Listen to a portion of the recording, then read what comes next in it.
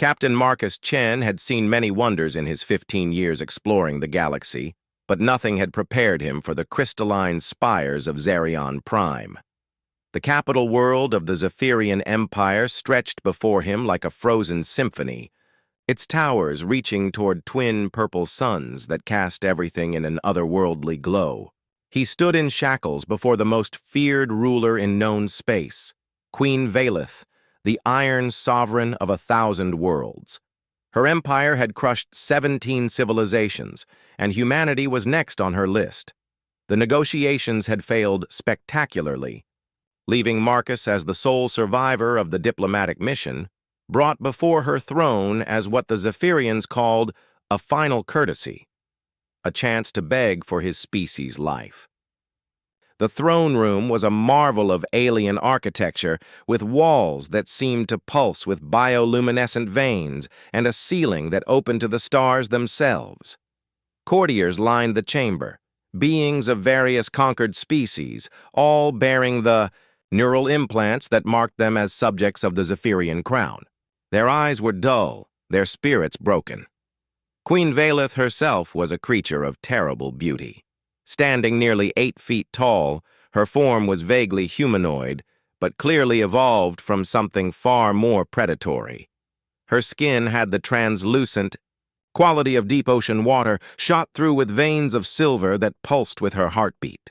4 arms extended from her torso, each ending in hands that bore retractable claws capable of rending steel.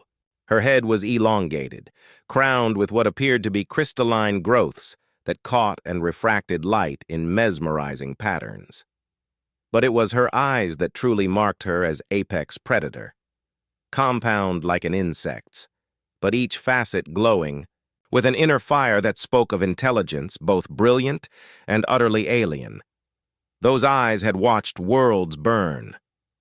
"So," she said, her voice carrying harmonics that resonated in Marcus's chest, "the humans send me their finest diplomat." The words dripped with contempt. "Do you know how many species have knelt before this throne, begging for mercy?" Marcus had been briefed on protocol. Look down, show submission, plead for humanity's survival, and perhaps she might grant them the mercy of slavery rather than extinction. Instead, he looked directly into those terrible, beautiful eyes and remained silent. The throne room fell dead quiet.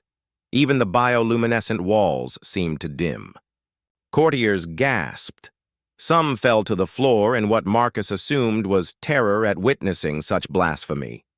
Queen Valeth rose slowly from her throne, her 4 arms spreading wide.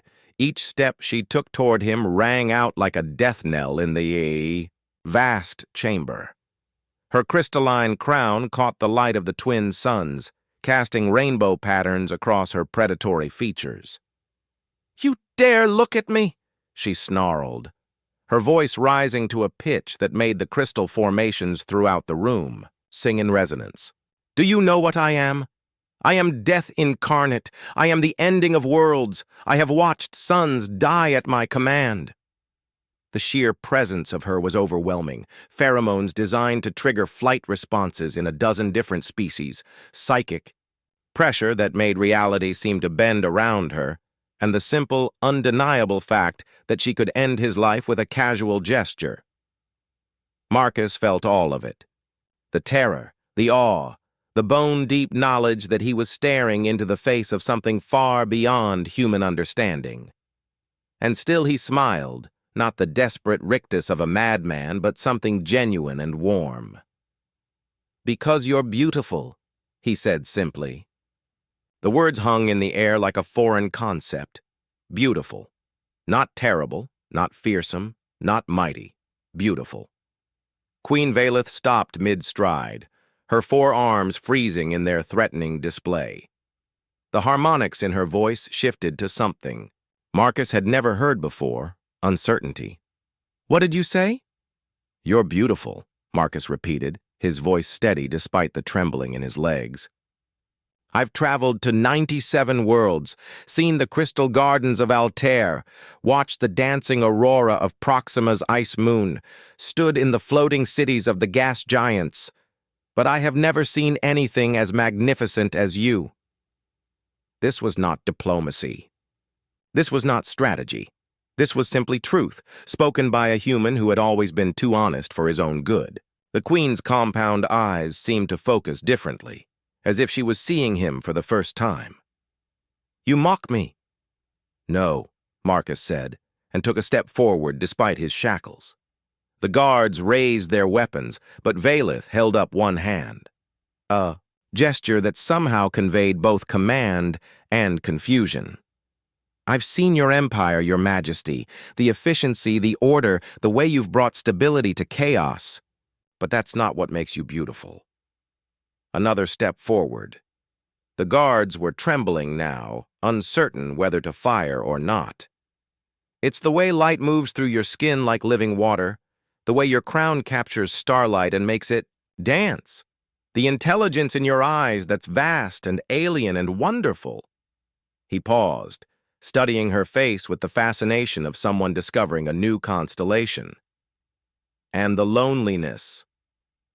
That last word hit her like a physical blow. Her arms dropped to her sides. "You see it, don't you?" Marcus continued softly. "The weight of ruling through fear, the isolation of being the only one of your kind on a throne that no one else can share, the way your subjects look at you, with terror, never with understanding." For the first time in 3,000 years of rule, Queen Valeth was speechless. "I look at you because I see someone who has forgotten what it's like to be seen as more than a weapon," Marcus said. "Someone who might remember what beauty is if she could just find someone brave enough, or stupid enough to look." The silence stretched between them, filled with the potential for violence or something far more dangerous. Connection. When she finally spoke, her voice had lost its harmonics of command, becoming something almost vulnerable. "Your species will be destroyed for this insolence." "Maybe," Marcus agreed. "But at least one human got to tell the Queen of 1,000 Worlds that she was beautiful. That seems like a pretty good way for humanity to go out." Queen Valeth stared at him for a long moment, then began to laugh, a sound like crystal chimes. In a stellar wind, alien but unmistakably genuine. "You magnificent, foolish creature," she said, and Marcus realized that everything had just changed. The negotiations, it turned out, were just beginning.